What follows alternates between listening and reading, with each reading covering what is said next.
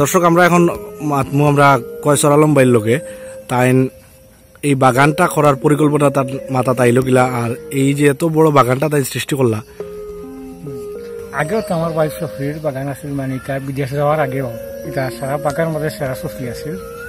আমি বিদেশ যাওয়ায় আবার বা একটু জানি যে একটু কমি গেছিল, অন্যান্য বিভিন্ন গাছ গাছালি হয়ে গেছিল বা আমার বাগান যেতাম মানে এর প্রতি অত আকর্ষণীয়তা এটা। এর বাদে আমি যখন আইলাম লন্ডন থাকি হওয়ার বাদে তোমার আবার সফরির বাগান করলাম, লেবু বাগান করলাম নিজের ফুলটাইনতে খাইলাম, বেছিলাম, পয়সা খাইলাম। এর বাদে সবজি হলো বাগান, সবজিটা হলো একটা আকর্ষণীয় সবজি। টিলা সবজি মিষ্টি দেখা বেশি আর ছোটো সবজি। আর বর্তমানে এটা নয়া সবজি দেখে বিদেশ মানে সিলেট হাইব্রিড বড় বড় সবজি, সব ক্রিয়া সাইজ সুন্দর লাগে গিরঙ্গা, কিন্তু এটা যদি ফাঞ্চা। আর আমরা যেটা সবজিটা সবজিটা খুব মিঠা এবং ভিটামিনটা খুব বেশি। এর দ্বারা নিজের ফুলটাইনতেও খাইবা আর এলাকার মানুষও খাইবা বা যেও লইয়া নিব বালা জিনিস খাইবা আর কি। এর দ্বারা আমি আর বেকার না থাকিয়া আমি আর বাগান করতে গেলাম। ডেইলি তুমি খামর উঠতে থাকলে তোমার দিনটাও ধরো শরীরও ভালো থাকে। ডেইলি খাম মনে করে 2 ঘন্টা 4 ঘন্টা করলাই করলে দিনটা খাই শরীরটাও ভালো থাকে। যার কারণে গিয়ে হারি আমি নিজের বাগান করতে গেলাম। কিন্তু বাগানের যে একটা বিশেষ পরিকল্পনা আপনি নিলা, যে আম জাম কত জাতের ফসল আছে ওখানে একটু স্মরণ করে। কাকল আছে, সফরি আছে, আনারস আছে, লেম্বু আছে, চানা লেম্বু আছে, আদারামির আছে, বরিশালি আমড়া আছে, আতাফল আছে, হাতকরা আছে, এর বাদে মিঠা লেম্বু আছে, এর বাদে মালটা আছে, এর বাদে ফান গুয়া আমরা লইয়া কোনোদিন খাই না। আমি এটা নিজেও বিয়ে করছি। ফান গুয়া মানে দেখাইছো সব প্রচুর গাছ, ফানের গাছ প্রায় 125টা রুপিয়া ফান। আমার বড় গাছ আছে ফিসে, এটা গড়ে এক গাছের ফান পাওয়া যায়, কিন্তু প্রচুর ফান। ওদকা আমার লেম্বু ফুল দিচ্ছে, একবার থাকবো একবার ফুল দিব। বেশিরভাগ গাছেও তো আমরা ফসল দেখলাম, এখানে আবার দেখলাম যে ই গাছে আবার এখন ফসল নাই কিন্তু ফুল দিলাইছে। ফুল দিব, ফুল নাই তো আগে ফুল যেমন সাক্ষাৎ লেবু আছে, ফুলে দিব শেষ হয়ে যাবে।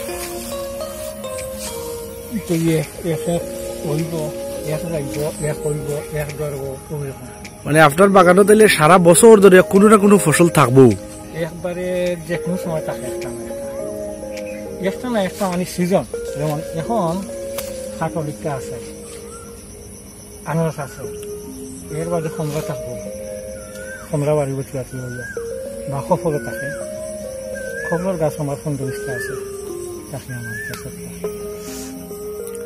দর্শক আপনারা দেখেও কয়সর আলম ভাইয়ের বাগান একদিন আইয়া ঘুরিয়া যাইতে পারেন। বাগার দক্ষিণ বাগা এলাকা তানি বাগানটা, এই বাগানের যে গল্প আপনারা শুনলা, তাই বাগানটা করছেন মূলত তান যে প্রকৃতির প্রেম আছে, ফল ফসল লাগানি বেকার ঘুরিয়া বেড়ানির থাকি নিজের যেহেতু চলাফেরা করেন, বেকার না থাকিয়া ফসল লাগাইলা, নিজের বাগানে নিজে গাছ লাগাইলা এবং ফসলটা উঠলো, এখান থেকে নিজেরা খাইলা এবং অতিরিক্ত যেগুলো আছে এগুলা বাজারে বিক্রি করিয়া একটা বালা আয়ের উৎস হয়। বিশেষ করে তানি বাগানের সবচেয়ে আকর্ষণীয় দিক যেটা আপনারা কেউ দেখলে এখান থেকে উৎসাহ পাইবা, যেটা হইলো যে এক বাগানে আমরা জানি যে 1 জাত ফসল হয় বা সর্বোচ্চ 2 জাত 3 জাত থেকে বেশি কোনো ফসল টসল লাগানি হয় না। কিন্তু তানি বাগানের বিশেষ তার মুখ থেকেও আপনারা শুনছেন যে কত জাতের ফসল বাংলাদেশেও হয়, এমন কোনো জাতের ফসল নাই যেটা তার বাগানে নাই, সবটাও আছে। এর অর্থ হইল যে যদি আপনার ইচ্ছা থাকে তাইলে একটা মাল্টিকালচারাল বাগান করা আহামরি কোনো কষ্টের কাজ না। এবং আরেকটা মজার বিষয় হইল তার বয়স 50+, কিন্তু তাই এখনো সক্ষম, তাই কইরা যে তাই এখানে কোনো আলাদা কোনো লেবার রাখা লাগে না, এগুলার পরিচর্যার লাগে। প্রত্যেকদিন সকাল এবং বিকাল এই 2 টাইমে তাই পরিচর্যা করেন বাগানগুলাত। শুধু আনারসের গাছ আছে 2000-এর উপরে, 2200-র মতো। এছাড়া যে গাছগুলো আছে কয়েক হাজার গাছ আছে, কিন্তু তাই একলাই এগুলা মেনটেন করেন। তো এই জায়গাটা আপনারা একদিন আইয়া দেখে দিতে পারেন। বিশেষ করে যারা কৃষির সাথে সংশ্লিষ্ট আছেন তারার একটা অভিজ্ঞতা হইব কেন যে মাল্টিকালচারাল ফ্রুটস একটা গার্ডেন করা যায় কিভাবে, বিশেষ করে সিলেট অঞ্চলের যে মাটিগুলো আছে, টিলা রকম এলাকা আছে, তারা এখান থেকে একটা উৎসাহ পাইবা। তো আমরা কয়সল আলম ভাই বাগানও আপনারা আজকে ঘুরিয়া দেখাইলাম। রবি শস্য যেগুলো আছে এগুলোও আছে, ডেঙ্গা নালিও আছে, আমরা বিভিন্ন জায়গার দেখি আর আছে, ফসল নাই এখন বেশিরভাগ। লেবু, আম, কাঁঠাল এগুলোও আছে, নারিকেল গাছও আছে, অনেক টিলা রকম জায়গা এটা। এই টিলার উপরে দেখো আপনারা নারিকেল গাছও তাই সুস্থ সবল একটা গাছ আমরা দেখি। আর ইচ্ছা থাকলে আর পরিচর্যাটা যদি সঠিক হয় তাইলে সবকিছু সম্ভব। এটা প্রমাণ করে যে কৈশোর বাইরি বাগান। আমরা আশা করি তানি বাগান থেকে তাইন জেলা সমৃদ্ধ হয়েছুন, এলাকার মানুষও ফরমালিন মুক্ত একেবারে অর্গানিক ফ্রুটস খাইতে পারবা। যারা ইচ্ছা সিজনের সময় তারা আইয়া তান কাছে কিনেও নিতে পারেন। তখন বাজার থেকে আনলে যে সন্দেহ থাকে যে ফরমালিন আছে কিনা, ওষুধ মেডিসিন দেওয়া কিনা, এখান থেকে নিলে তো নিশ্চয়ই এই সন্দেহটা আর থাকতো না। কারণ তাই নিজে কইছেন যে তাই নিজে এই বাগান করার পিছনে অন্যতম একটা কারণ, লন্ডন থেকে যখন আইসেন আইয়া দেখছেন যে বাজারে যেটাও কিনার যায়নি একটা ঝামেলা, সন্দেহ থাকে যে বালা না বাদ। তো এটার থাকি রেহাই পাওয়ার লাগে তার বাচ্চান্তরে অন্তত তো সন্দেহ মুক্ত কিছু খাওয়াইতা, ফল ফসল খাওয়াইতা, ওটা থেকে বাগানটা করা। তো এটা একটা বড় লেসন আমরা লাগে যে আমরা খালি কর্তৃপক্ষ দেখলো না, সরকারে দেখলো না, এইসব জিনিস না কইয়া আমরা এটা করতাম পারি যে নিজের কাম নিজে করি। ফরমালিন মুক্ত ফল খাওয়ানি যাইতো না কইয়া গরো না বইয়া নিজের বাড়ির আঙ্গিনা কিংবা নিজের বাড়ির ওলার টিলা জায়গা থাকে, যদি খালি জায়গা থাকে ফল ফসল লাগাইলা আর এখান থেকে নিজেও খাইলা, প্রয়োজনে আপনারা বাণিজ্যিকভাবে চাষ করতে পারেন আর কি। আপনারা সবরে ধন্যবাদ জানাইলাম। আর আজকে আমরা কৈশোর ভাইয়ের বাড়িতে আইছি, তার বাগানটা ঘুরিয়া দেখলাম। ভাই কিছু ফল দেখে আর আপনি পারছেন, এগুলা কিতার লাগি পারলা? ও খাওয়ার লাগে নিরা না কিতা? ও এগুলো এমনিও পারছেন না? এই বাগানও আরেকটা বিশেষ হইলো যে এটা অর্গানিক কিভাবে হইলো এটা একটু শুনবো কৈশোর ভাইয়ের কাছ থেকে। যে নর্মালি যে বস্তার সার, ইউরিয়া, পটাশিয়াম এইসব জিনিস তাই ব্যবহার করেন না, কিভাবে করেন সারটা একটু কইবানি? গরুর ভিতর এখানে করে তুইয়া 7-8 মাস বাদে 1 বছর বাদে কিনে খাওয়া লাগবে, পরিপূর্ণ সার হইব। মানে কিন্তু কয় বছর থাকবো এইভাবে?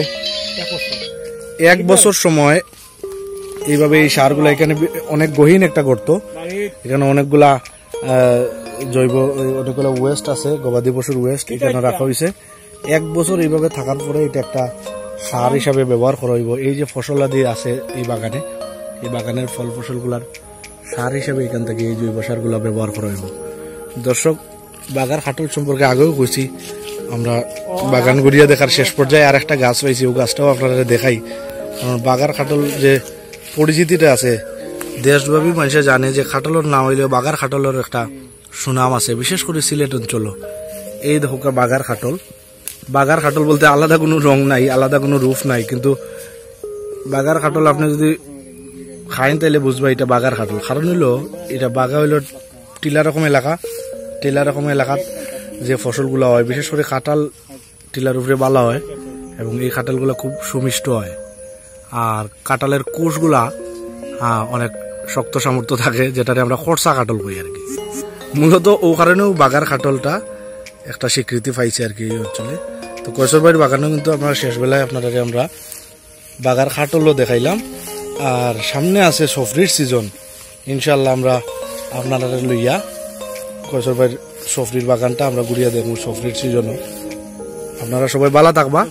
আর শেষ সময়ে আমরা বিদায় লই লিতাম। কৈশোর ভাই ব্যস্ত, অনেক আসুন যারা বাগান সম্পর্কে জানতে চাইন তারা তার কাছে ফোন করেন। অনেক সময় অনেকে না আইতে পারলে ফোনেও যোগাযোগ করেন। দেখি আমরা দেখলাম যে কৈশোর ভাই তার নিজেরা তো লাগাইল ফানের চারা থেকে, ফানের গাছ থেকে ফান উত্তোলন করা। তো এটা একটা বড় ইন্টারেস্টিং বিষয় যে ফান নর্মালি খাসিয়া পাহাড়গুলা তো হয় জাফলং এলাকাত, আর ভারতের মেঘালয়ের যে খাসিয়া হিলস আছে এইসব জায়গাত ফান হয়। কিন্তু কৈশোর ভাই একটা জিনিস প্রমাণ করছেন যে সবকিছু চেষ্টা করলে সম্ভব। টান যে খাটালের গাছ আছে, বিশেষ করে দেখলাম খাটাল গাছগুলা অনেক টল হয় গাছগুলা, ও গাছগুলা ফানের চারা লাগাইছেন এবং সুন্দর মতো মাশাআল্লাহ ফানর। কৈশোর ভাই এই যে ফানগুলা খাসিয়া ফান যেগুলা এই টেস্ট ঠিক আছে নি না? এখানে অটো খাসিয়া ফান মানে টেস্ট যেটা আছে ঠিকঠাক আছে না নি? এখানে করা সম্ভব? তার মানে কেউ যদি আপনারা চাইন যে নিজের বাড়ির গাছ লাগাইতা বা বিশেষ করে ফান লাগাইতা, ওটাও সম্ভব কিন্তু তবে যে কৌশল আছে, যেটা কৃষিকাজের যে মূল কৌশলটা, যে কোন গাছ লাগাইলে কিভাবে যত্ন করতে হইব, এই জিনিসটা কিন্তু এটা আপনারা এই ভিজুয়ালি এলা দেখানি সম্ভব না। এটা আসলে পরিচর্যার বিষয় এবং যারা অভিজ্ঞ কৃষক আছেন, যারা এই ধরনের শৌখিন কৃষক আছেন, তাদের কাছ থেকে আসলে এগুলা জানতে হইব। কৃষি এক্সপার্ট যারা আছেন তার কাছ থেকেও জানা সম্ভব। তবে এরা কিন্তু আমরা দেখেছি, আমি যে তোমার একটা রিপোর্ট কাটিং করছি, এটা কিন্তু কোনো বই করতে নাই, এটা আমার ব্যক্তিগত হচ্ছে। আমি একটা গেইনা পেয়েছি। ফান উত্তোলনের দৃশ্য খুব কম দর্শকেও দেখছেন এর আগে, আমি নিজেও দেখছি না দর্শক, কিভাবে ফান বাগান থেকে তোলা হয়। এই আজকে প্রথম দেখলাম আমার বড় ভাইয়ের এই বাগানও আইয়া ফানটা কিভাবে তোলা হয়। তাই কৈশোর আলম ভাইয়া যে এই ফানটা তুলটা যে ফান বেশিয়া টাকা আয় করা লাগবে, বিষয়টা ইলা নাই। তার একটা শখ যে আমি সিলেটের মানুষ, ফান খাই, সুপারি খাই, কিনিয়া খাই, খাসিয়া জাফলং গেছি, খাসিয়া বাগানগুলাত ফান দেখছি, দেখি না চেষ্টা করি, নিজের বাড়ির সম্ভব হয়নি।